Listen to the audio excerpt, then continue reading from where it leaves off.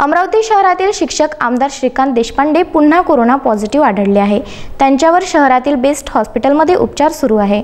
शिक्षक आमदार श्रीकांत देशपांडे यांना नागपूरमधील जीएमसी मधून डिस्चार्ज मिळाल्यानंतर ते पुन्हा कोरोना पॉझिटिव्ह आढळल्याने खळबळ उडाली आहे।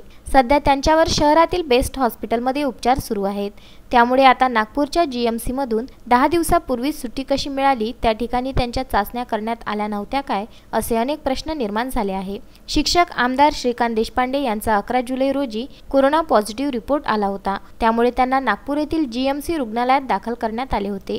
या ठिकाणी उपचार झाल्यानंतर 10 दिवसापूर्वीच त्यांना डिस्चार्ज देण्यात आला होता। दरम्यान प्रकृतीत बिघाड झाल्याने त्यांना बेस्ट हॉस्पिटलमध्ये दाखल करण्यात आले होते। या ठिकाणी उपचारादरम्यान त्यांच्या फुफ्फुसात संक्रमण असल्याचे डॉक्टरांच्या लक्षात आले। त्यामुळे पुन्हा त्यांचे थ्रोट स्वॅब सॅम्पल घेतले असता कोरोना पॉझिटिव्ह रिपोर्ट आला आहे। नागपूरच्या जीएमसी मध्ये उपचार घेतल्यानंतर पुन्हा कोरोना पॉझिटिव्ह आल्याने खळबळ उडाली।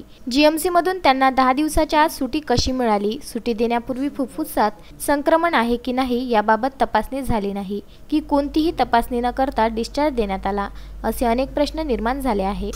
Bureau report, Vidarbha news, Amravati.